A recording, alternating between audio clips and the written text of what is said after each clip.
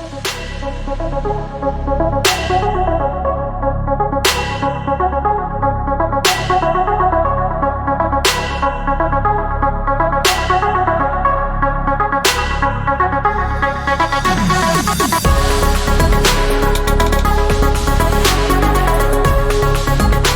how distributed ledger technology works.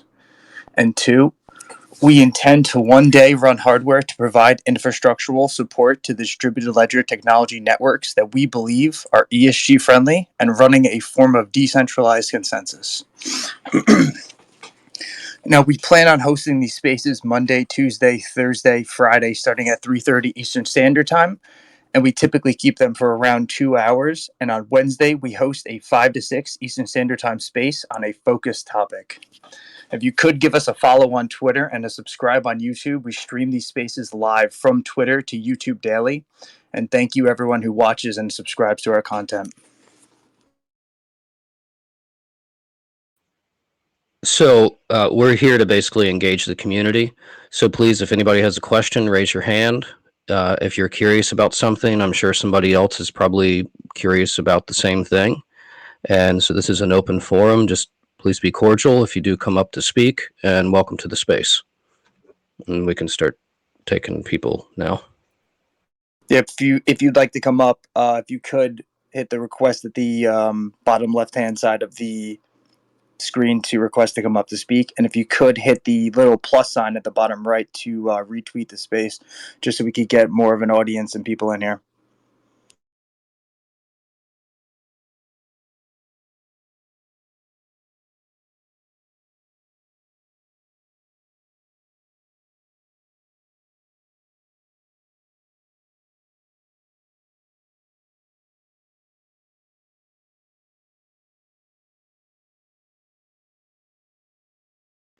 I don't know if anybody saw the Ripple put out a fund for CBDC projects.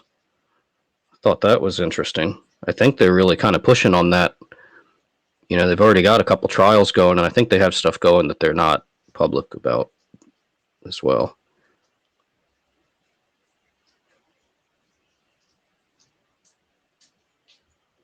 I wonder what I haven't looked at it too close, but I wonder what the criteria, like what are they, you know, they've got to be looking at some sort of, like what are they looking for in a CBDC startup, right? Like how are they, I'm assuming it'd probably be like interledger protocol related stuff, which we'll get into Wednesday. We're going to talk about payment channels on Wednesday, which will overlap with ILP. In my crypto, go for it. First off, thank you. Thank you for having these spaces. I just want to say I appreciate what you have done for the community and what you guys continue to do. Thank you for everything. And my first question would be, if you can dumb down what the Internet of Value is, how can you break it down like in a 5-minute segment? Well, basically, think about you've got, let's just go with a pure crypto example. So you've got, say, Bitcoin blockchain, that's one ledger, that's one network. You've got Ethereum, XRP Ledger, Stellar, Cardano, yada, yada, a bunch of them, right? And being able to, so what's an internet? Well, it's a internetworking of networks, right? So you've got to be able to network all these networks together. It's not, in the early days, there was kind of an idea, and I think people got, this is probably where some of the tribalism comes from. People got to thinking like, oh, well, you know, Bitcoin's going to be the only one, or XRP is going to be the only one, or Ethereum's going to be whatever. None of that was ever realistic. I mean, the realistic thing is that all these networks are going to survive and or maybe not survive, but, you know, there's going to be a world where there's a bunch of these networks that are all really good at whatever it is they do. I'm sure there'll be supply chain management networks. You know, those will need to interface with payment networks. Those will need to interface with, you know, identity networks. Those will need to interface with the list, it just goes on and on. Does that make some sense? I think you're in networking, so I mean, I would think that makes some sense to you. No, yeah, it definitely does. But I have a couple of listeners that are most likely going to rewatch this, and they have that question in mind. So I wanted to ask it as a representation of them. Thank you, Karma. Yeah, no worries. I mean, it's a really cool. It's one of the big strategic ideas that Ripple came out with when they did the Interledger protocol, and it was like whoa, I did not see that coming. I mean, nobody was thinking like that at the time, and then all of a sudden they just come out with Interledger protocol, and then they just gave it to the W3C like for free. I mean, it was kind of a baller move, really. I mean, that's the kind of move that says, okay, level the playing field, right? Where all these networks are going to compete. So level the playing field with Interledger protocol, and then Interledger protocol is just kind of like the TCP/IP of the Internet of Value. Like there's no ledger. It does leave the economic opportunity open for a market maker, which that's I think a good thing. Um, these big correspondent banks will probably end up being Interledger protocol connectors. Uh, we had David on the call here talking about that one time. Maybe I'll get him back on sometime. In fact, I probably ought to let him know about the CBDC thing because I think his work could probably fit their criteria.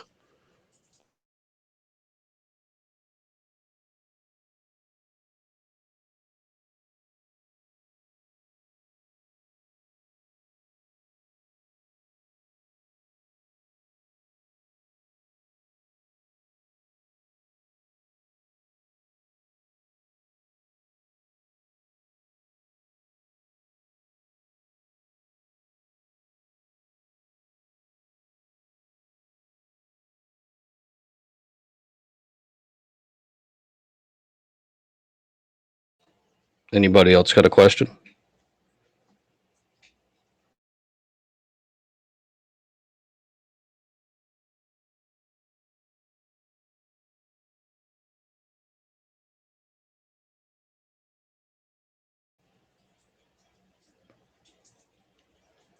What's up, Vet? I see you down there.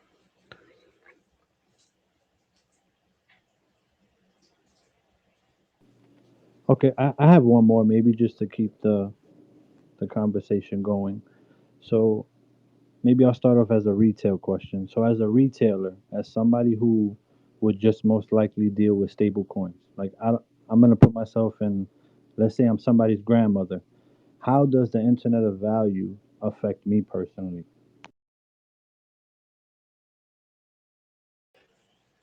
I don't think right now it does,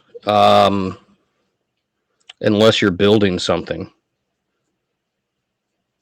It's not like this is like an infrastructure project. I mean, think about asking, say, how does a railroad affect me when like there's no railroad in town? Like it's still out there and it is moving goods and just not coming through my town. Um, until you get that last mile, which the industry is nowhere near. I mean, I guess exchanges could be considered the last mile at this point. Um, you do have some people that self custody, which I think is important for folks to do. Um, but until you get that last mile, and you can't have every person in the world self custody. That's not gonna that would explode the database. I don't care which technology you're talking about. Um, so there has to be like exchanges and sort of, I guess you'd call them influencers and a social network, but like hub nodes where you've got like Coinbase, right? Like a whole bunch of people have their digital assets on Coinbase, but then Coinbase can only have one wallet on Ledger. So there's some scalability that there's also with some networks no DEX, so you have to have an exchange that's external. But that's beside the point. And there's some scaling there. So until all this stuff, I mean, I still think we have several years before this thing really impacts people's daily life. And then when it does, they're likely never going to know. Your average person, this will be under the hood stuff, and they're never going to know. They're going to swipe their credit card just on Tuesday, just like they did on Monday. On Monday, it was using the old rails, and Tuesday, it's using the new rails, and they're just never going to know. So, really, unless you're building something, um, I don't think the Internet of Value is impacting. Now, there's some remittances going on, so it is impacting some people. Um, that's probably good. I think at one point, uh, was it close to 7 or 10% of the flows between the U.S. dollar and the Mexican peso were running through XRP. I mean, that's kind of cool. I think that got shut down with the lawsuit, so kind of purgatory till that's over.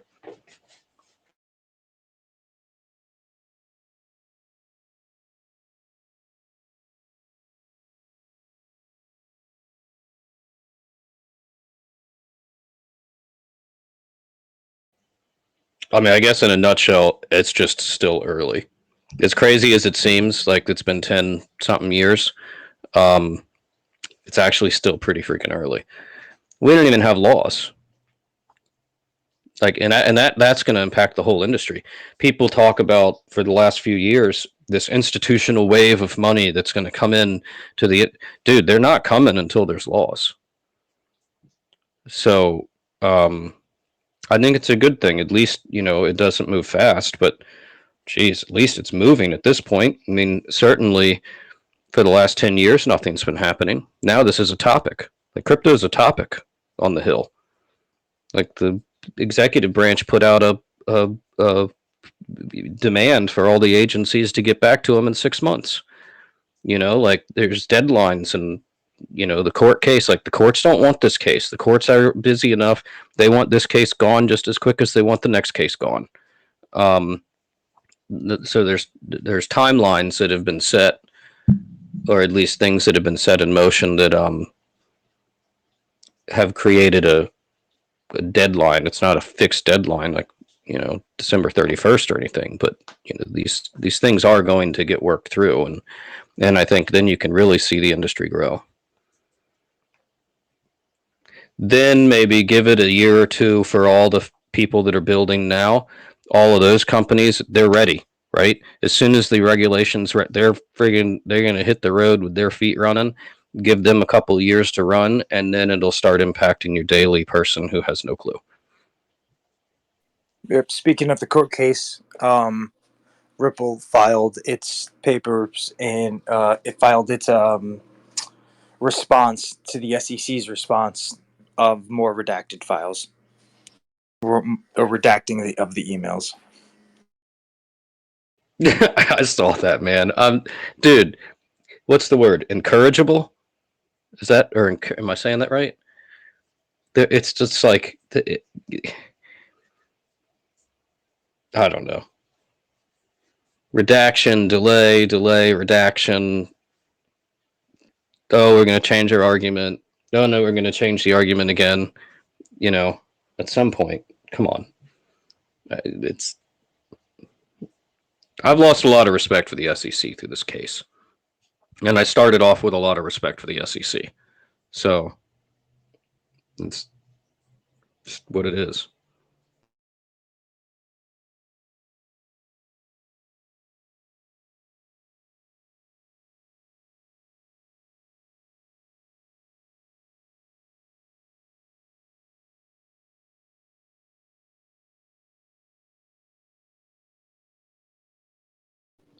So I want to ask some. I'll ask one more question and then I'll stop because I know I'm not the only person here.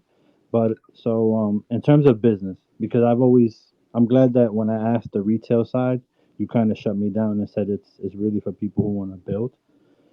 So the way I see it is, yes, there aren't any regulations, there aren't any rules, and the best way if you really wanted to operate within the network would be to run your own server. For example, in the networking world, if you have Wi-Fi devices that produce Wi-Fi for your business, and they're connected to a cloud server. If that cloud server goes down, your entire network goes down. You won't be able to really contact that exterior server unless you're hosting your own server.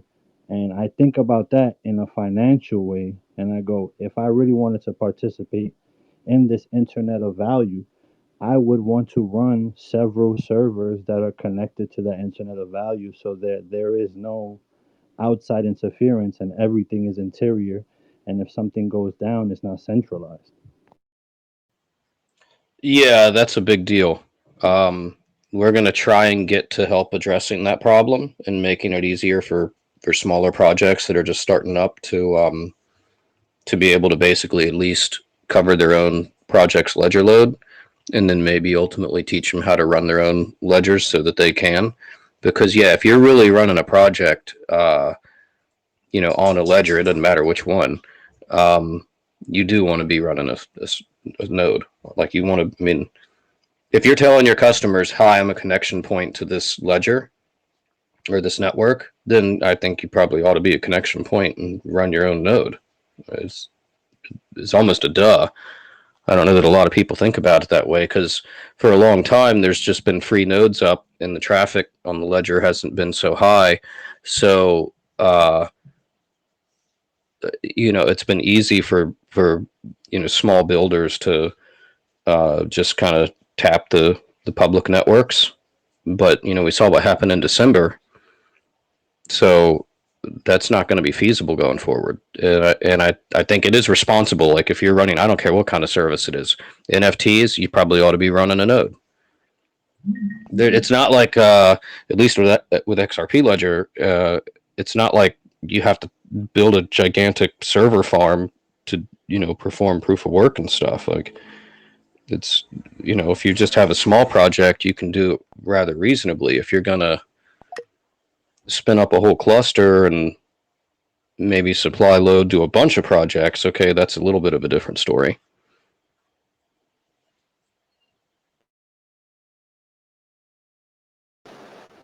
Hello, can you hear me? Yes, sir. Welcome up.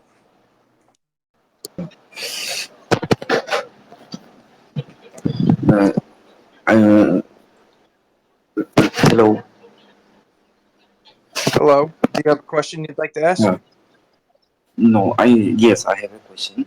Look, I see the future of payment in two aspects. Number one, the international payment system and the retail payment. Okay, there are two different aspects. I think the retail payment aspects that in have you ever heard about unified payment system used by India, UPI? I've heard the term. I don't really honestly know anything about it. I've Yes, it's I think you it's like the their word. is it the like an RTGS type, like a real time gross settlement No, system? no, no, no, no, no, no. It's very advanced system. The world even don't have an idea what UPI really is. I have personally used it. It even the French government has accepted the UPI, the Indian UPI. The French government has accepted. So I think when we talk about the future of payment, there are two different aspects. One is the retail payment and the other is the international payment. So I think the UPI has already won the retail payment war. Okay, and now the war is going for the international payment.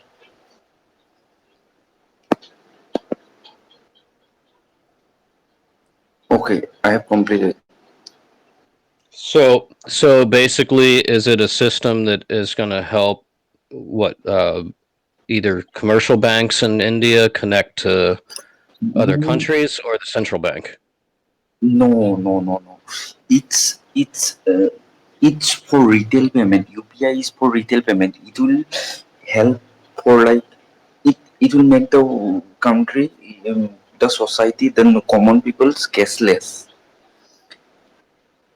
you must definitely watch a documentary on UPI. But if you will, I have personally used it. The whole India uses it. Even a common person uses it here.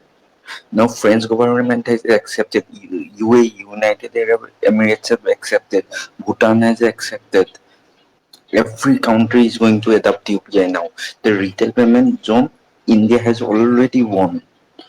Now the fight is going for international payment, the SWIFT system payment one. I mean to say. So wait, Okay, I have done. does it run through Swift? No, no, a, UPI is a very different thing. The world even doesn't have an idea about it. You must go and check a documentary on YouTube. It's a very different thing. So I have personally used Unified Payment System UPI. Okay, once you will know about it, you will say that India has already won the retail payment system platform. There are two. The payment world is on two aspects. Okay, number one is international payment from countries to countries. Okay, and number two is for us common people. We go to a grocery shop, we pay something, huh? Like this. The retail payment for the common people, it's already won by India. Now it's just going to spread more and more and more through the UPI system. But the international payment will be solved only through CBDCs, I think.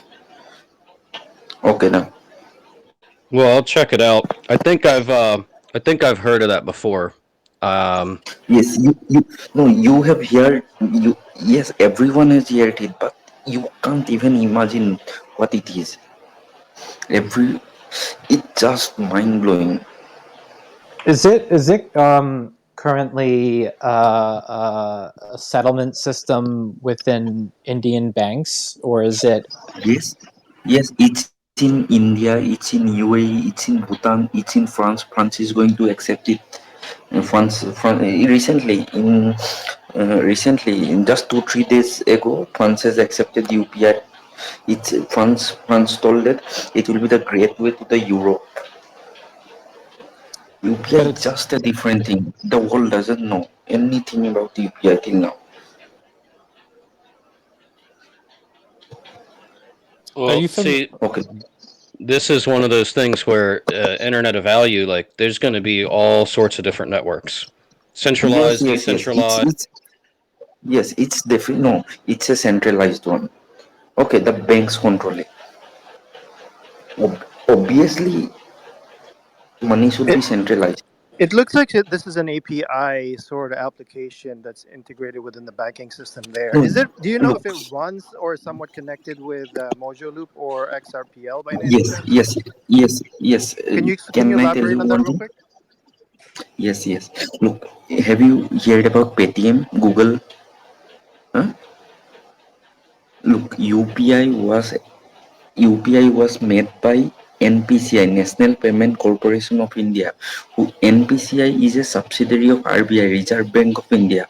The Central Bank of India is the Reserve Bank of India. Okay, that means the UPI was made by Reserve Bank of India directly. If you say, okay, Yeah, it every sounds like company, if this is yes. an API eh, integration with the central banks, then Wait, my wait. Let my me thought. complete. Let me complete. Let me complete.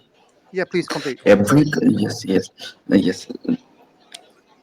Let's take Google as a company. Okay, let's take Paytm as a company. Have you heard about Paytm? Have you heard about Google Pay? Even Google uses UPI technologies in India, and Google has suggested American government to use API, UPI. Sorry, Unified Payment. Just have a look. You to talk about UPI, you must know about UPI. Even Yeah, this is why I'm until saying with regards to UPI. I'm sorry to interrupt you because you mentioned Bhutan as an example, right? So it looks like this is an yes, API integration with a bank. But Bhutan, as Yes, we all know, is running a CBDC through the XRPL ledger. So my question is, yes. how are they sort of interrelated, or is there some connection there as far as Ye- different layers or No, no, no, whitelisting no. on the And technology? also, Is there a No, settlement piece to this, or no, is this an API integration with those no, banks? yeah, and no, is no. it only See, work? Sorry, extra India. Does it only work in India, inside India, or in cross-border payment? okay, no, it's only for domestic payments. Till now, it So, is only used for inside domestic India, is that payments. correct? Inside India. Yes, not only inside India, even Bhutan government uses, even United Arab Emirates uses it, even Saudi Arabia uses it, even France is going to use it. Okay, Every country is adopting UPI. yeah. My question is, when this country transfer money to each other, are they using it, or No, it's no, no, no, only inside? no, no, no, no, no. UPI is for common peoples. Till now, UPI is developed for common peoples, but not for international payment. Okay. UPI, I don't know about the future of international payment. From what I can see, I think CBDC is going to be is going to take the place of international payment. But the retail payment war, the domestic war, already India have won it all over the world, and you will see this in coming 2 to 3 years.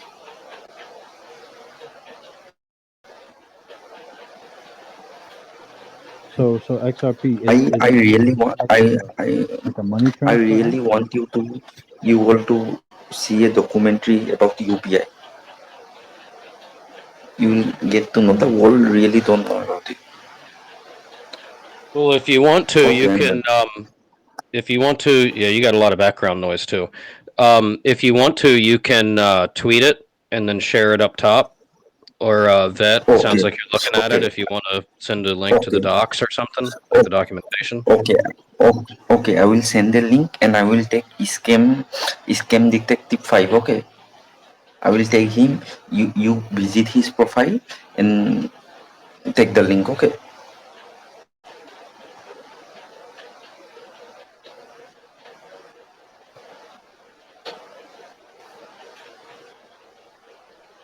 Hello. Can you? Am I Can audible? you? Yeah. Can you like mute your mic? Yeah. Yes. Wait. I will share a link. Hello. Yeah. Can you give me 1 minute? I will find the link just now Sure. for you. Just yeah. Okay.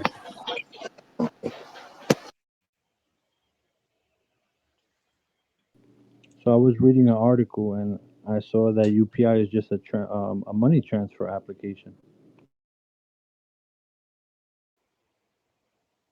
But Well, there's gonna.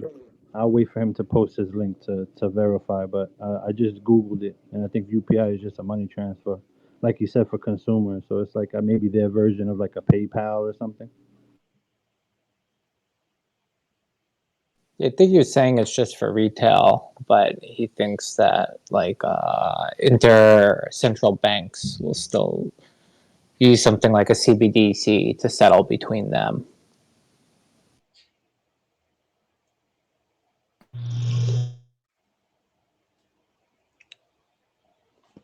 Yeah, I don't know. I think just my personal opinion anyway. I haven't seen anything better than Interledger Protocol, like from both an economic and a network and a protocol and the lack of a ledger. It's very easy to for anybody to integrate. Nobody has to bow down to anybody else. Um,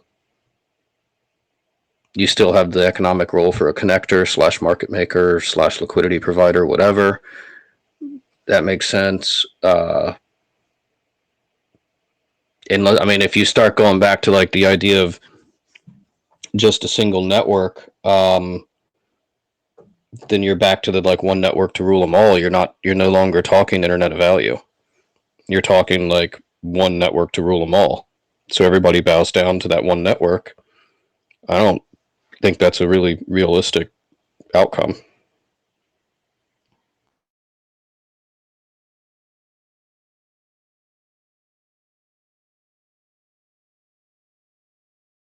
I agree. Yeah, it's going to be a multi-chain world, multi-network world. Can I ask a different question, guys? Sorry. Yeah, Hey, go for it. Lucien, what's up? Yeah, how are you doing, guys? I miss you, all of you. Okay, especially Scam. Anyway, hi Scam. And hey, How's it question. going? Yeah, a question for you guys. So you know the FTX wanted to pay 250 million for BlockFi, and now the other fund, whatever, I cannot remember their name. Anyway, Voyager? wait, what? Voyager? No, No, no, that no. was saying different.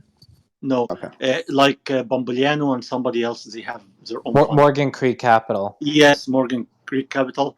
They actually they tried to get 250 uh, to actually like basically stop Sam from getting the deal.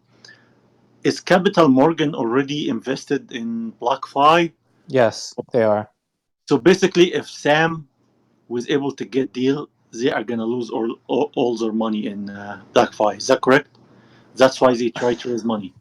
I haven't looked into all the details, but one thing I read is that the deal with FTX would erase the current equity holders. So, like you pointed out, Morgan Creek Capital was invested in it, and I think that probably is part of their move. The reason they're bidding on it is to protect their equity, so they don't And lose it screw, all. yeah, and screw the depositor. Is that correct? Well, that part, I think either deal is supposed to help the depositors. I don't know if they're going to have to take some haircut, but I think if they don't get bailed out in some way, if somebody doesn't step in and provide some sort of loan or they do some sort Yeah, of restructuring, the depositors won't be able to get everything back because it's not there, right? So if they get the extra money, they may be able to make them whole essentially, but the only way to do it is to receive the money, right? But part of the deal FTX put on the table was FTX doesn't want to just like put up this money for no reason. They want to make it profitable for them, so they want to essentially liquidate, not liquidate, but nullify the current equity holders, so wipe them out. so Sam playing it right because now Sam looks like the hero. Sam looked like, okay, if he gets the deal, he will take care of depositor first, and the equity shareholder is, they are not gonna get anything, which I would love that to happen. By the way, because I don't like Bombiliano, so it would be a happy day for it to happen anyway. Uh, but the thing is, even if Bombiliano or whatever the Creek Morgan thing, they try to raise money now. Who's gonna give them money now? Nobody is gonna lend like anybody money in the current circumstances. Because the the increased interest rate. That's one. The other thing, BlockFi in trouble. They didn't make money when there's a bull market. You know. The thing is, I mean, I think BlockFi 12% of it is already like FTX already has, I think, 12% stake in it.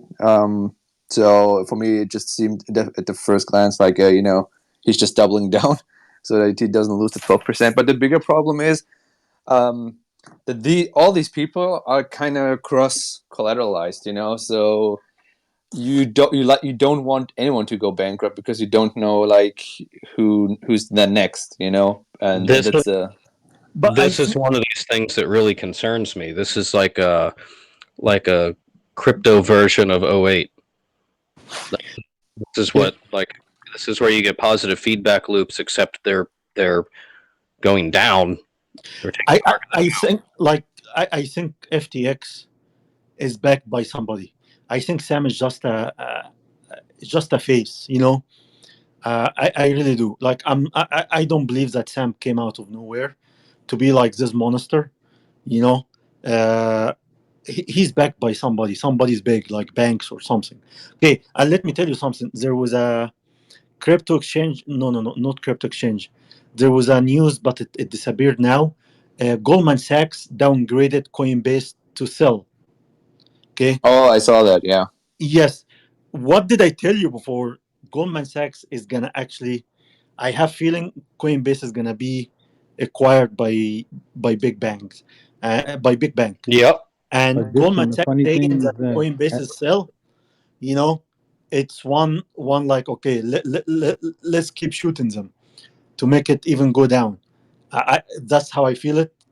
And like the market cap for Coinbase now is like almost 14 billion dollar, and I have feelings they are gonna get it down to a place where, oh, okay, we're gonna buy Coinbase, and here we go. You want You're, the world to burn, right?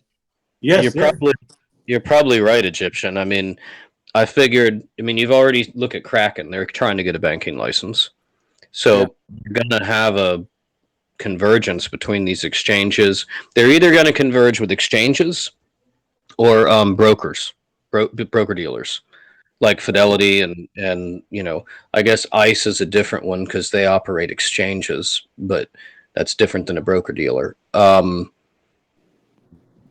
could I this think be you're right. could this be why I just tweeted it above, but FTX is supposed to be looking into acquiring Robinhood. Yeah, I But I don't That's think know. this is almost done. I mean, I'm not sure.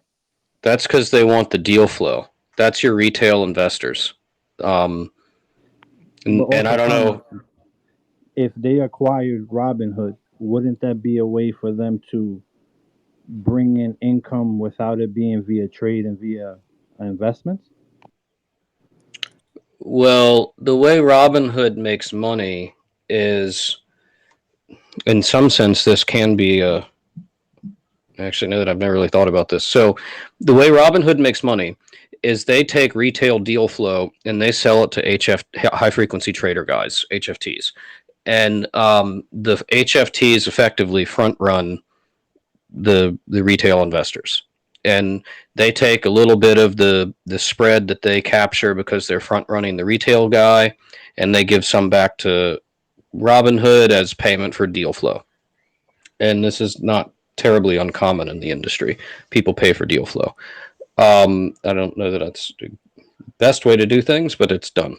So, and I'm not a super expert. I'm sure there's people in here that know better. But I think with the blockchain, like at least proof of work stuff, the miners actually can have an opportunity to, like, if you win a block, to effectively front run the retail traders. So in some sense, maybe it's the same business model. In another sense, maybe like say a Goldman Sachs or some other broker wants to capture some flow off of this, some of this retail crypto trading flow, and like make some money on it through some other revenue model. I think that would be reasonable. But I mean, Robinhood's just all sheer retail. I mean, there's no institutional traders that trade through Robinhood. Like, it's no. but the thing is about Robinhood, which is really really good.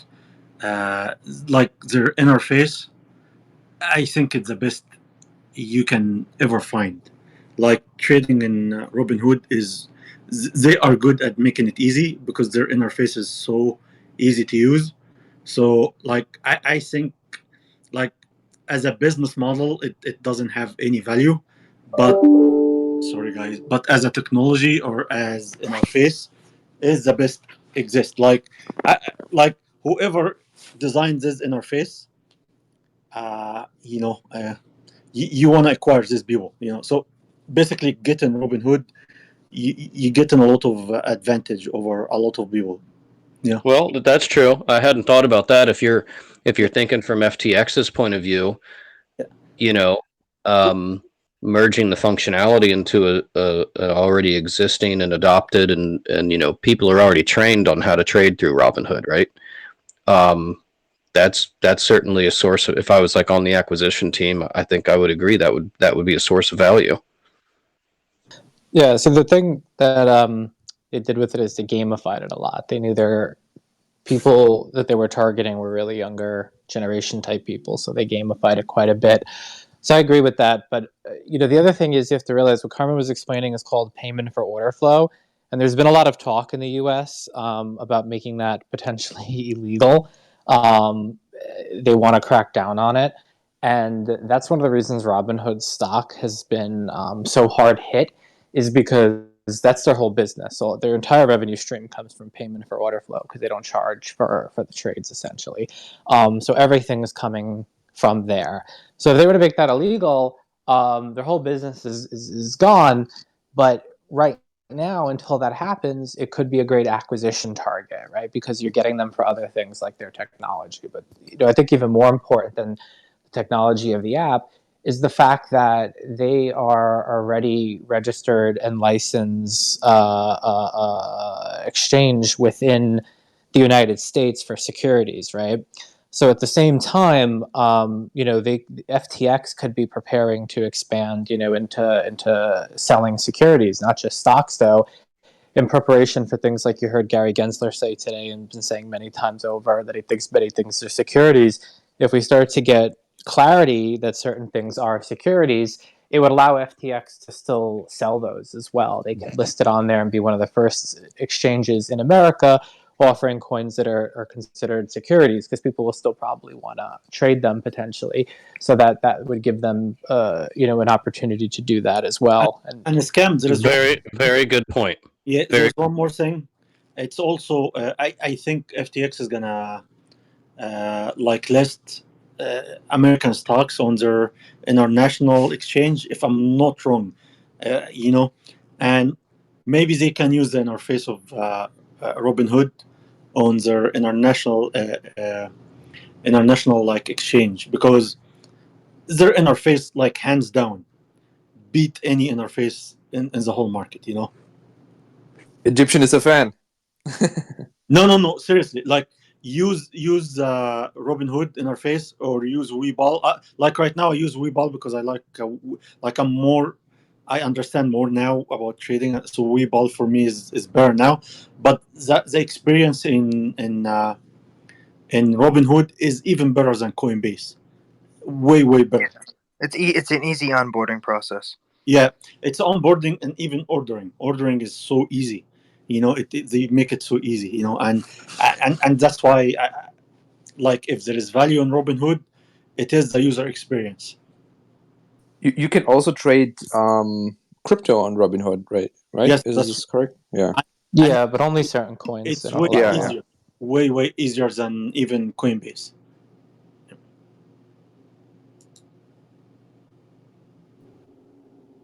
Yeah, I kind of agree with all of you guys. Where I believe it's either exchanges are gonna kind of join forces or become like a union, or they're gonna get No, acquired by banks it's gonna or get some kind consolidated. of The right term fintech for it, company. yes, the right term for it is consolidated. They are gonna consolidate exchanges, and I don't know if somebody remember, there was time where actually trading FX was huge, and there was a lot of exchanges to trade FX, or currencies, like euro and dollar and yen and all of this stuff. There was a lot of exchanges, and then what happened is the hype died and exchanges consolidated, and now it's only few exchanges that actually can trade uh, FX on it. So I have feeling it's gonna happen with cryptocurrency. It's gonna get consolidated, only few exchanges, and most likely it's gonna be under the banks. Banks are gonna take all of this. Yeah, I partly agree. I mean, consolidation is something natural that you see in a lot of markets, especially in downturns, right? Yep. The downturns show who's weak, and basically they become distressed and they're in need of liquidity really quickly. And then the people who are strong, who prepared for a downturn, who have an extremely strong balance sheet, get to turn around and scoop up these distressed assets at a really good rate. So like these companies that already were planning to do this have been sitting back for the last year or two, preparing for it. And I completely agree. They're trying to make the situation worse on purpose, because that will allow these assets to become more distressed and get them at a better cost. I do think banks will probably be acquiring some crypto exchanges because they see that's where we're going, and it's going to be a great revenue stream for them when the bull markets come back. But I don't think all exchanges. Like, you have to realize Binance is never going to be acquired, and they are going to acquire exchanges. And same with FTX. They're both in extreme positions of power. They have a ton of money. They have most of the market in terms of current crypto liquidity. So they're not going anywhere. They're going to consolidate with smaller organizations, but banks are going to look to pick off, some others. And Coinbase is obviously one in a weaker position, with them laying off 20% of their staff. They're trying to head it off, but we'll have to see, what ends up happening. But they'd be a good acquisition target as well. It's amazing, the downturn of Coinbase. It's really freaking amazing. Like it just happened like this, I mean, they are a broker, right? And brokers, I think, right now are in general not doing well. I mean, look Robinhood, look everyone else. Well, And they're doing The irony is that when markets panic, right, you see spikes in volume. Brokers make money on volume. So the brokers do perfectly fine while their clients are panicking. Yeah, if you look at their last report, I mean, panic is up, right? And volatility is up, but not necessarily volume. I mean, we had some really high volume days, but it's not the highest volume right now. And Coinbase, their overall volumes, which they were selling, are down Yeah. huge. They're down like 60, 70% compared to year over year. So their volumes are down huge, and like idiots, they didn't plan for it. Brian Armstrong should have known better. He's been around through several bear markets. He's been in this industry for a decade now. do you think he even cared? I don't know. He bought that really big $150 million house the other day. Yeah. Right after he laid off 20% of the workforce. So maybe he doesn't. Like if I were him, I would hope for somebody to come pick up the exchange, and I just I'm good. See you guys. See you. No, he made his money, and so did a lot of the people Yeah. who were Yeah. part of Coinbase. They basically did a legal ICO, right? They did an illegal stock dump when they first did the launch of the company. This let me add one more piece of information. Go look at the Bitcoin chart and look at their IPO and the Bitcoin chart, and look what happened to Bitcoin Yeah. I saw that. after their IPO get released. Okay, it went down right away. So it shows you somebody was bumping Bitcoin at the time to actually get as much money in Coinbase IPO as they can. There is no coincidence. It's like I started out this market so much now. There is no freaking coincidences. Yeah. I mean, sure, if you have the choice of, doing your IPO during a raging bull market, so to speak, or a bear market, you rather pick the first one, right? But that's next day, you see Bitcoin goes down after, and then it goes down. Like you remember the first when Bitcoin got all time high. After they finished their IPO, it went down, I think, to $30,000.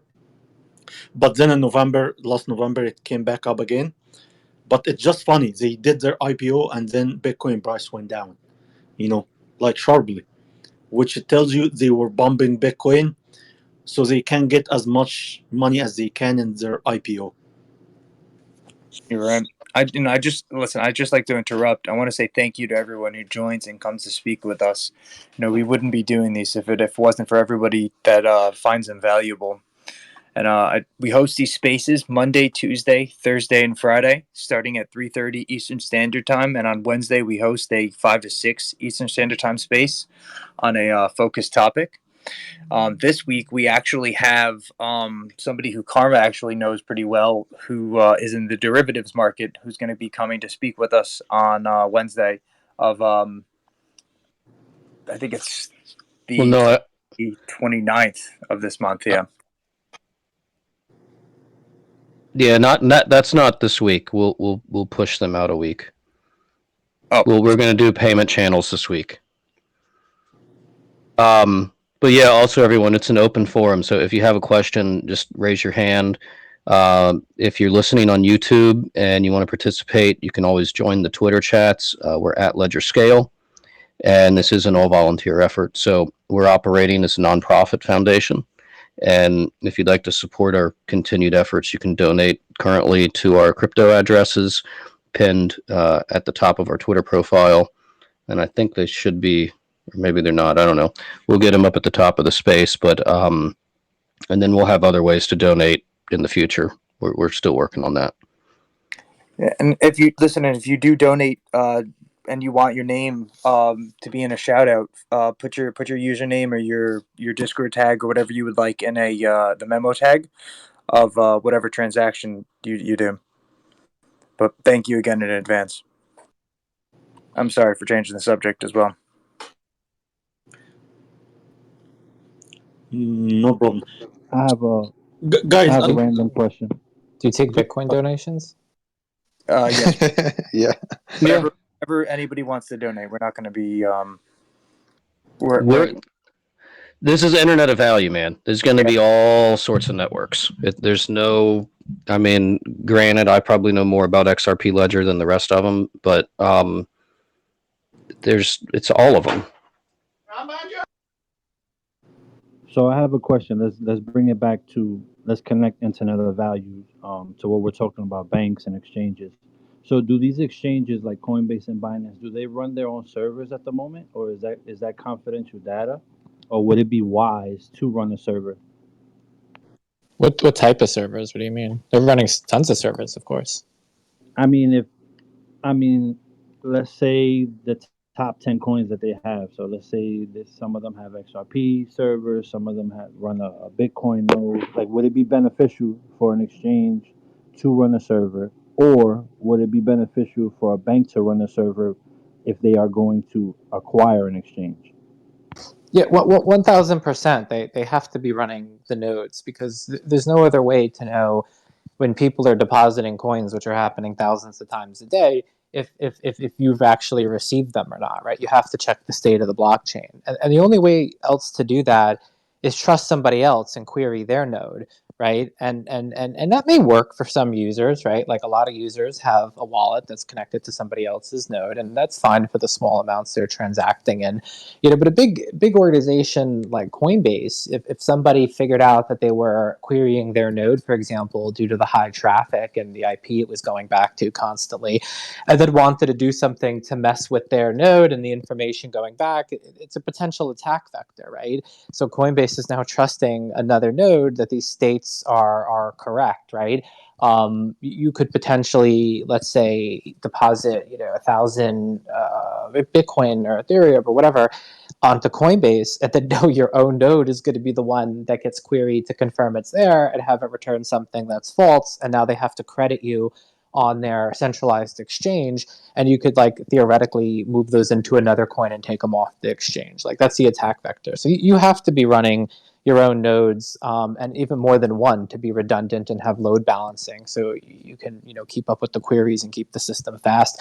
There's no doubt in my mind, they're all the coins they're accepting, they're running nodes to look at the states of those blockchains. Yep. Now you say they're on servers.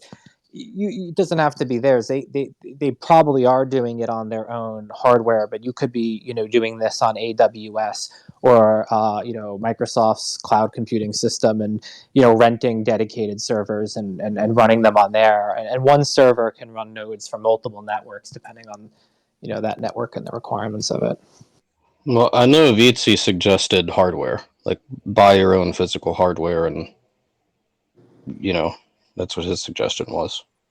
They probably are. I mean, because they have the money to have a whole data center. I mean, at their scale, they can have an entire data center and a bunch of their own hardware. So, Thank you, Scam, for confirming what I thought. I just wanted to, I guess, hear a more professional, more informed version. But I agree with you. Thank you.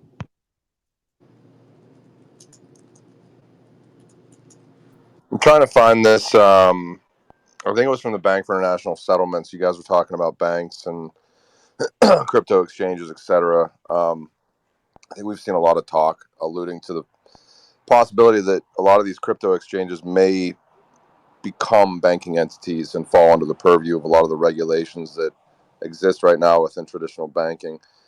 Actually, yeah, it's this. So there was a document that came out in May of 2022. Bank for International Settlements, Banking in the Shadow of Bitcoin, the Institutional Adoption of Cryptocurrencies. It's that same one where the BIS basically said there's one of two options. either regulate towards parallel adoption, and then they say that that's not viable because it's already so ingrained into the traditional system. So they have to regulate towards interoperability, which would allude to some of the regulations that might fall onto these exchanges. So.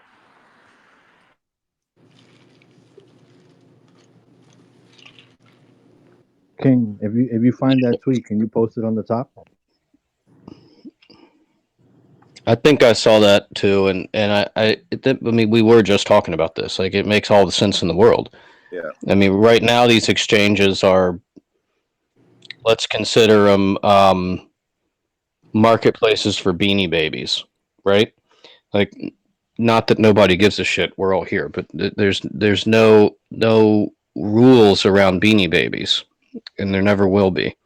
However, with crypto, there will be rules, and so when those rules come, you're not going to rewrite or re-architect the entire legal frameworks. You're going to shove these things into some bucket that already exists. So they're either going to be broker dealers, exchanges, or banks. Yeah, and I think I posted the tweet up top. I'm not sure if it's the exact one Solomon was talking about, but this is their annual. I've noticed an uptick in the amount of media that the BIS is putting out. I don't know if they're just popping up on my radar more. No, it's been a lot. They've done a lot more. I also retweet a ton from them. No, this one isn't it. That was the one that they did in. This is all the stuff that they posted in June. This was at the end of May. What do I have to do? I have to go to the Twitter to see the spaces that you posted and then share it.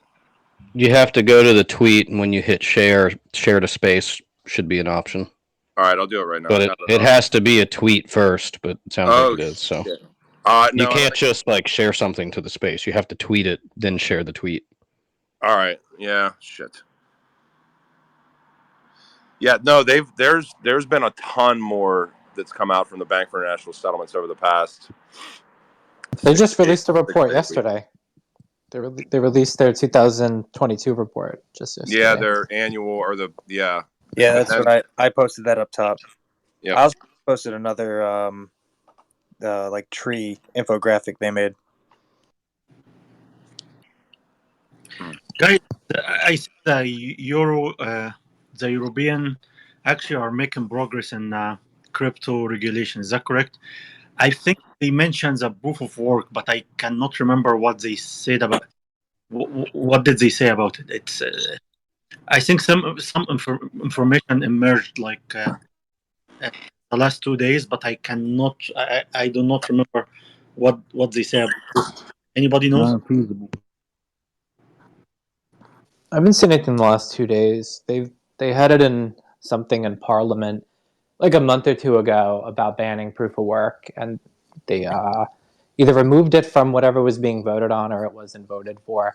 Yeah, there's another update happened. I just cannot remember the name of the account. Yeah, there is another update happened either yesterday or a couple days ago.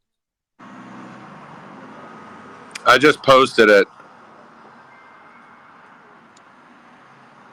Banking in the shadow of Bitcoin.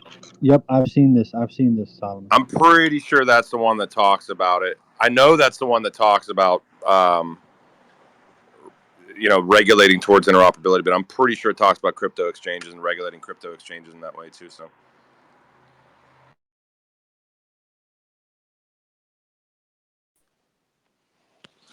Someone hear me? Hello? Hello, Yeah. welcome up. Hello, Phil. Hi, guys. You want some information about Europe for proof of work and stuff like that? Yes, there is something came up a day or a couple days ago. Is that correct?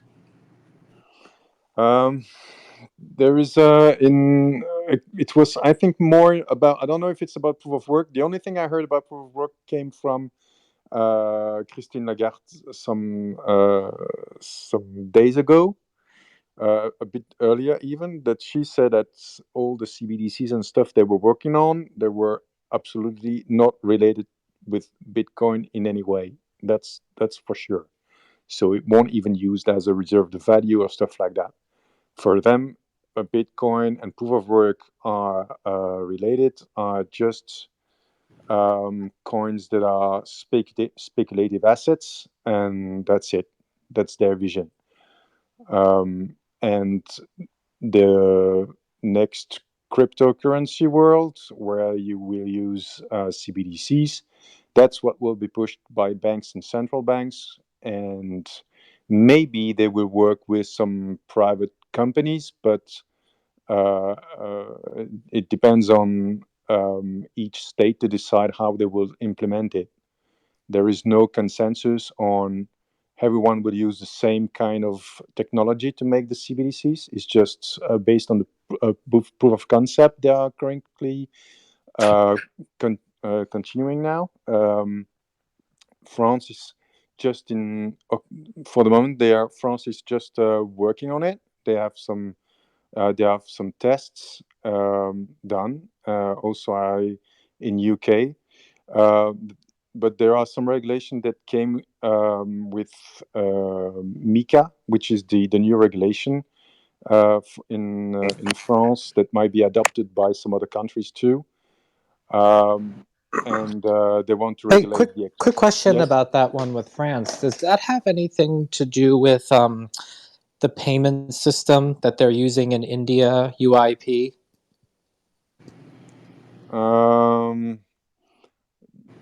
I have no information about that. Okay. I didn't read anything about that. You guys, I don't even know if Ripple is the only thing that came out that's where they were discussed, and there are some. It was by the BIS. I think they made a sort of a contest, and they just elected 3 or 4 projects, and one of the projects was Mujaloop. That is currently used in Africa. But I don't know to which extent it will influence the way they see the internal or external or international payments in Europe. Actually, the fact that Europe is very, very centralized in general for payments. We have a system called Target that already integrates a lot of instant payments in Europe without using the decentralized technology. And or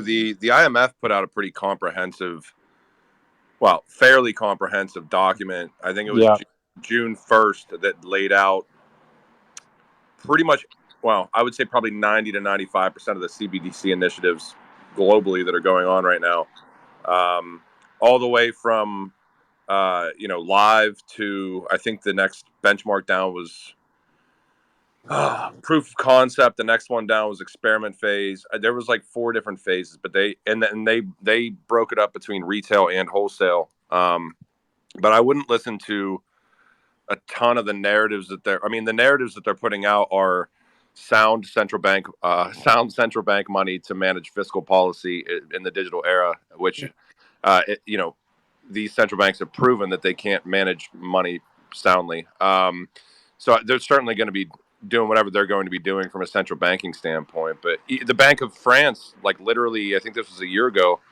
was quoted as saying that XRP and Ripple could underpin the entire digital euro. I can't remember what document that's from. I think it's from like a Capgemini one.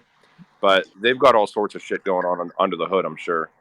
The only thing that's came out from the ECB, which is the European Central Bank, has been if you're going to build a CBDC, do not use proof of work. That was the only recommendation so far that's pretty much came out about how to build your CBDC. mm-hmm. Yeah, Well, proof the of work whole would be idea that, terrible. yeah, that's just never going to happen. Let's just be honest. That's never going to happen. That's insane. Yeah, then for the CapGen thing, I don't think CapGen ever said that, King. A lot of people were saying they did, and I researched it. I never found them saying Hello. anything about that. I'll post it Am I on. audible? I'm looking for the tweet right now with the document link. I'll post it. Yes, I have tweeted. But I have tweeted. yeah, I think the document you're talking about is something like several years old now. And to go back to Mika, the regulation that now is they put in place is just the registration of all the wallets.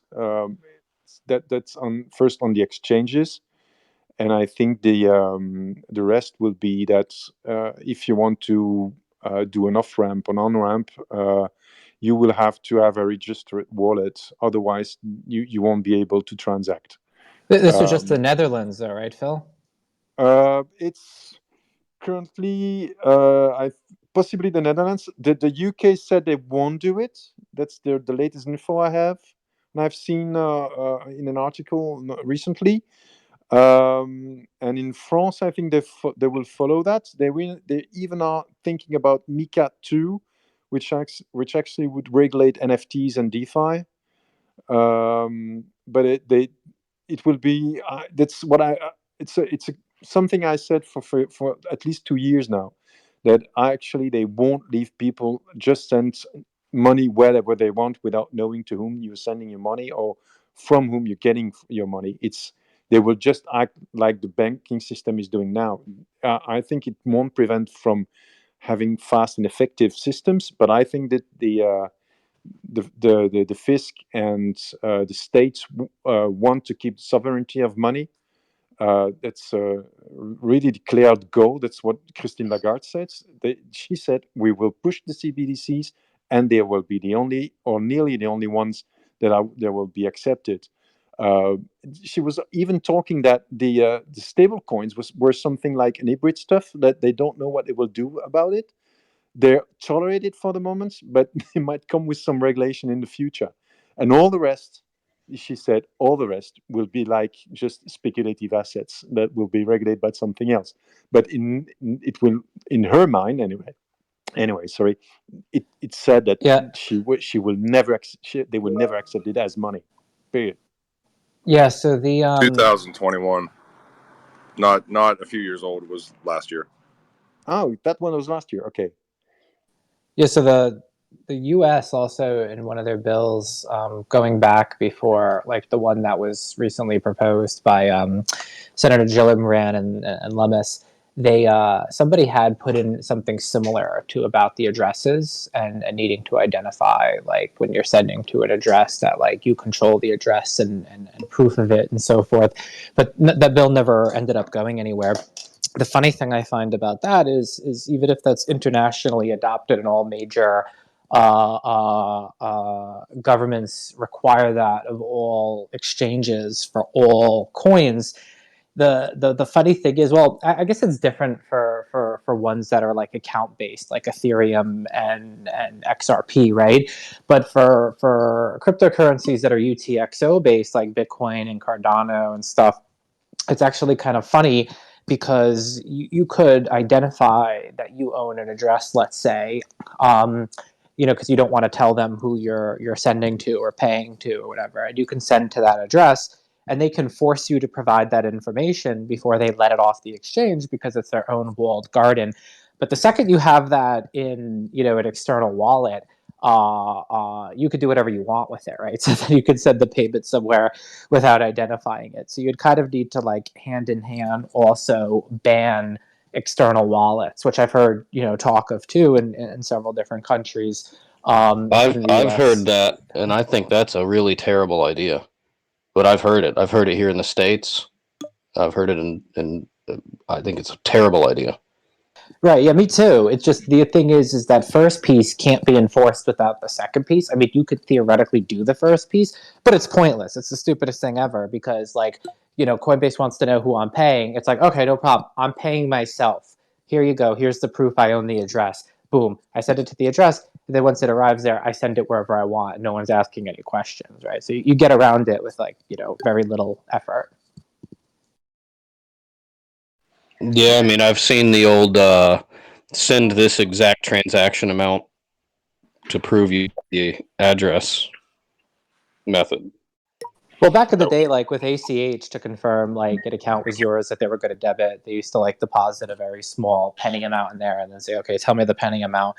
We put in there to prove like it was yours. They stopped doing that with newer methods and everything. But with Bitcoin or with any cryptocurrency, really, you don't even have to send amounts back and forth. You can sign a message, if you want to. They could tell you, sign this message. I scams on 627 control this address, and then if you sign it with the private key, they could decrypt it with the public key of that address to prove that you definitely own it. Yeah, you're right. I think that's if they want to regulate everything and they want to register all the wallets and stuff like that. I think they won't succeed because, as you said, you have the technology is very polymorphic. I would say it's you always find a solution for something if you want to circumvent the I agree. Sorry about that. and the second thing I want to say, don't forget that all the people here in the community, most of them are people who knows how it goes, how it works, and knows about the complexity of it and know how to use it. But 99% of the population don't. And when they do such enforcement or pseudo enforcement, it will be okay because they will be able to control or regulate like 95 or 98% of the population transactions. So it will be enough. If 2% are not following it, it doesn't represent a threat for the monetary system. I think it's the way they think. You will never find a solution that works 100%. I think. Well, I think that's more or less how things will unfold. I mean, most people are going to be like Coinbase users, right? They're not going to self custody. They're not going to trade on the DEX. They're not going to build a business using these technologies. Like most people just aren't. They're just going to never even know that their bank switched what's under the hood to crypto. They're going to just keep using their bank and maybe their fees will go down and they'll be like, oh, cool. Like all of a sudden things go faster. Cool. Yes, it's exactly that. And if you see that what Globians is trying to do, it's exactly in that direction. They try now to merge the banking system with the crypto world, and you will have a normal bank account, and you will do a SEPA payment, and it will be automatically transferred in a crypto if you choose to do so, or even it will be done automatically and you won't even notice. That's how it will end anyway. So and the only thing people will see as a difference is that now they will see that the money that they're using will be named euro or something like that because it will be a CBDC, and that's it. And that will be for at least 95% of the population. I think that's what the biggest thing that I hope for is that these CBDCs actually have an interest rate attached to them. Because, like, you can't put, I mean, I guess you can consider inflation an interest rate on cash. Because if you're just sitting on, like, paper cash, like, the guy on the other side of my house, he's got a ton of cash, just like physical paper cash. I'm like, dude, you should do something with that. Like, put it in an investment or something. I mean, although the markets are going down, but I guess inflation is an interest rate on cash, but that's only a negative interest rate. If you could actually have like a monetary policy tool where you could have change in the interest rate on CBDC, which for all intent and purposes cash, I think that opens up some real opportunities to counterweight, like say a bank run if you go through a situation like that, which that'll happen again. It's a tool that we've never had to sort of counterweight a bank run, and I think that would be really good. Like, what you say is very interesting because I just go back to what Christine Lagarde said, and she exactly is saying what you said. She said actually the CBDC is a tool that should be able to be controlled, meaning that we could well, they want to control the amount of CBDCs, so they can erase the amount of CBDCs or burn them. I don't know how they will do it because they are still in proof of concept. But she said that No, they shouldn't be able to burn it. I mean, they can't. They can freeze your bank account, right? But they can't make the money disappear. Sure, they That's can. that's not. I mean, technically they probably could, but no, I yeah, don't think voilà. that's a desirable. Well, or they yeah, It but they is. can. It is when you apply negative interest. Maybe it's maybe the same kind of doing like Well, a burn. okay, through that Uh, type of mechanism, yes. but that's what they want to control the asset in that way so that they can prevent like deflation or too big inflation and stuff like that. What she said is that the for wholesales they will manage it with retail banks, and retail banks will do the job they actually do. So there won't be a change like that. That's what she said. The goal of central bank is not to deal directly with the retail. The only thing they were puzzled or they were thinking of or they were not sure about is about the business banks. And there they still have to, they are working on mechanism to see how CBDCs could be used by those types of banks to make money and stuff like that. I didn't catch everything she said because I'm not a specialist, but it seems that there's still a gray area there. They have to dig into See, to see how they manage that. to go back to kind of this has come up a couple times in this conversation. To go back to like taking the crypto exchanges and regulating them as like a bank or a broker dealer or an exchange operator. They charge fees, right? So there's a term, it's called narrow banking.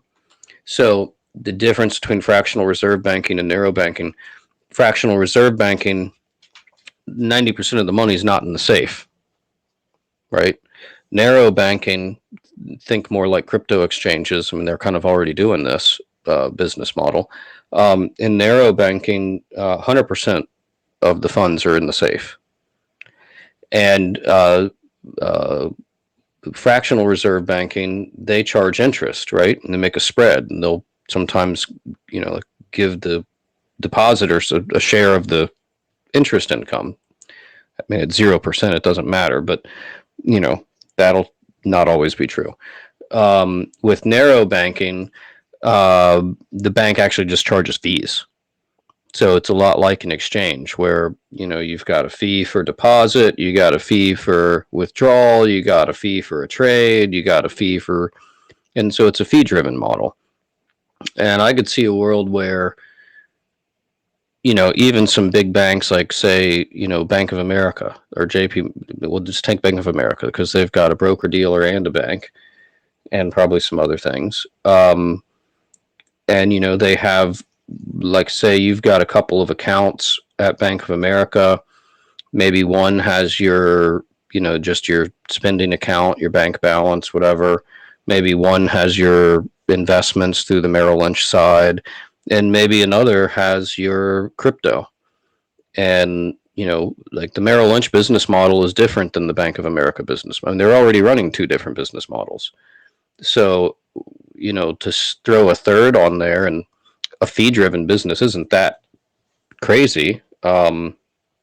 Especially if you already have like a gigantic customer base, right? Like the risk with starting a fee driven business is you don't get any customers because they're like, oh, screw your fee.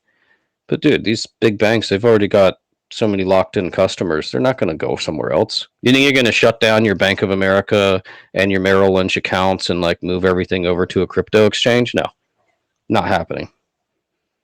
So they Yeah, acquire so the crypto exchange and they add it in as a third, you know, or they just bundle it in with one of the other two. And I don't know. That's kind of what I think is probable. Yeah. So the thing that's a little difficult and that they're looking into is what you were basically describing, Karma, is is broad money, right? So banks are responsible for a lot of the creation of money, but broad money and through lending, right? They get deposits and then they only have to keep 10% of it on the books, and then they borrow out the rest of it, and that's actually a form of money creation. But the central banks control base money, right? Base money in the economy. So when they're trying to figure out CBDCs, right? If a central bank has a CBDC, and let's say there's only 20 billion issuance, right? They issue the 20 billion of it. What happens to the banks? How do they go about the rest of their money creation and their lending, right? Because they can keep 10% CBDs on the books, but what are they giving people when they execute the loan? Actually against that 10%, right? And they can't inflate the central bank CBDC. They shouldn't have that power. Only the central bank should. So this Right. is where they've talked about having multiple CBDCs for a country. You have one central bank CBDC, which they commonly refer to as wholesale CBDCs or WCBDCs, and Right. that would be the central bank CBDC. And then you let every other individual bank create their own CBDC and networks if they will, and then as what they do is they back it with the WCBDC for the amount of reserves that they're supposed to keep. It's changed over the years many times. It was been 10% for a long time. During this most recent crisis, they actually temporarily took away that cap. I think it's back on now, if I remember. So theoretically, they could have kept nothing. But letting them each have their own and then have it back, because then in their own, they can create more and burn it as the loan gets repaid until they give out more loans depending on what's going on. So that's kind of what they've talked about. But other central banks have actually talked about, because that leaves retail people interacting with commercial banks still, right? But other people have actually talked about, from government organizations, what if we can interact directly with them? And there are some ideal things there in terms of monetary policy control, right? So like back when they were in the US giving out COVID stimulus money, there was really one reason for it. They wanted fiscal stimulus to keep the spending in the economy so it doesn't completely crash. That's the real reason they did it.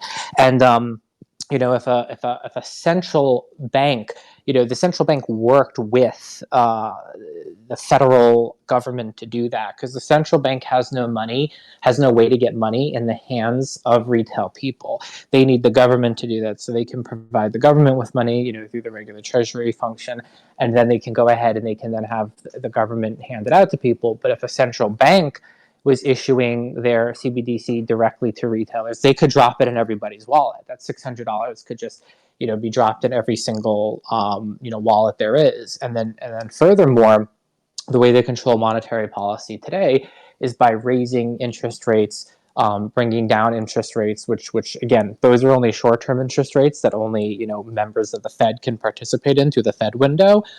So it ends up having a ripple effect through the rest of the economy. However, it's not direct. But imagine if the Fed could directly control monetary policy through people's CBDC wallet. That would be a lot more effective. Is what they could do, let's say, in times where they wanted to lower the money supply, they could be raising interest rates directly paid on the CBDC, right? So like this way, people are keeping more of the money outside of the system. They're paying a high rate of interest. And then essentially getting people to take it out of the system, right? And then they could also do the reverse. And you said about burning it as well. They could actually, depending on what platform it's running on, some sort of smart contract platform, if they wanted to burn users' funds, as mean as that sounds, that could be something else that they do as well, not just helicopter money and dropping money in the accounts. They could force people to take haircuts as well. Now, this only works if we're like all on a CBDC system and there's no more cash and stuff, because otherwise people will like hide in cash so they don't have to take that haircut, and the system will become very unpopular. But if the government forces us all onto a digital CBD system, they could potentially do stuff like that and burn people's money. Well, I don't think they'll design a system. They're not going to design a system that has detriments that cash doesn't have, right? Like technically, I guess the government could show up and knock on my my, I don't know, call him my roommate, my buddy's door, and seize all his cash. Like technically, they could do that, but that's not like a thing. It's not going to happen, right? Um, and I think the wholesale CBDC, the only example I know of like a retail CBDC type thing, and you do see some politicians, it's not many, but promoting like having the post office, because right, the central bank is not going to handle retail customer BS. You know, like, oh, I lost my password. Dip, we're a central bank, man. We don't care. Right? Go call your service provider. But they used the post office at one point in time. There's some people suggesting the post office do, you know, like that you could do like a retail CBDC through the post office as a distribution. And because there is a concern in regulatory circles that you basically have, I don't know, market capture. Like, I think it's kind of a stupid term, but you hear people talk about the banking cartel. Well, like, seriously, if you're going to do business, you got to have a bank account, right? So, where are you going to get a bank account unless you go to a bank? So, the only real option that's, I think, viable would be the post office. But generally, the people that used those post offices were not businesses. These were more people who, say, lived their life on a cash basis, you know? And the post office didn't do fractional reserve. They charged fees. So, it's basically the narrow banking business model. And I think it's a good thing to have a narrow banking business model distribution. I mean, this is my hope anyway, with CBDCs, because the narrow banking business model does not create leverage, right? So if on one side of the teeter totter you have fractional reserve banking and it provides elasticity and the teeter totter can go up and down and everything, that's cool. That's good. That's desirable. And on the other side of the teeter totter, you've just got like unleveraged CBDC, which is the same thing as paper cash.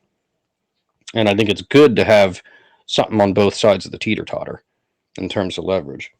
And we're But why do coming you, on our 10-minute mark here, so we got about 10 more minutes if anybody else wants to ask a question or pop up. why do you think that they won't end cash or take people's cash? Or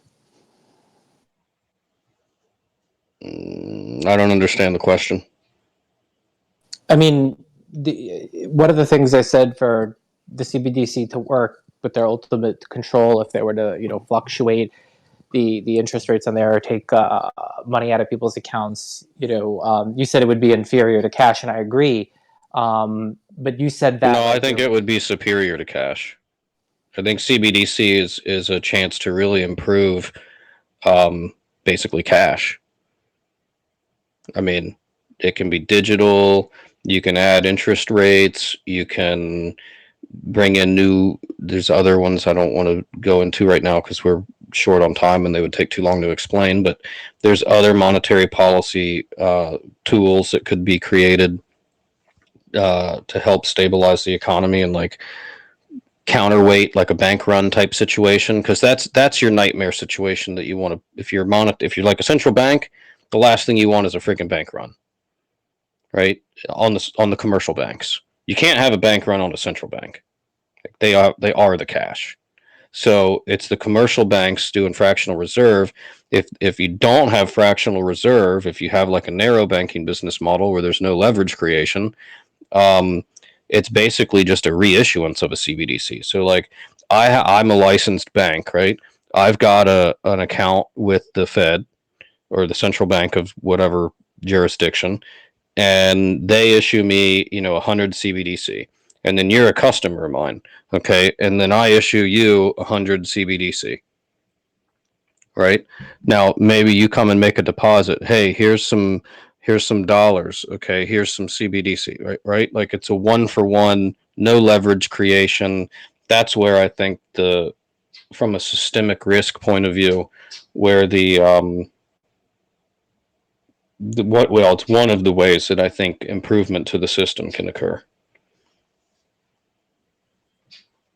because there's no leverage creation. Like you're doing fees. Fees for Your what? I revenue mean, is fees. but then you kind of ruin the whole traditional banking system's revenue model because that's the way they make the most of their money. Yeah, no, I don't. No, this is not fractional reserve banking, and that's the whole point, though. To me, the whole point is to have an alternative to fractional reserve banking. Like when I go to open up a business account, I'm stuck. There's no other option. Okay, I have zero options. I have to go to a bank.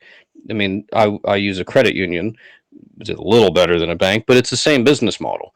Um, that's it. Like there's no other options. I can do everything in cash. Well, that's stupid. Like, how am I going to run a business on the internet with cash? Get the hell out of here. That's not even possible. I used to make a joke like, "Hey, I put the 20 in the CD tray and I emailed it to you. Did you get it?" I mean, it's just not even like it's just the paper technology can't span or jump into the digital world. It's not possible. It's a non-starter.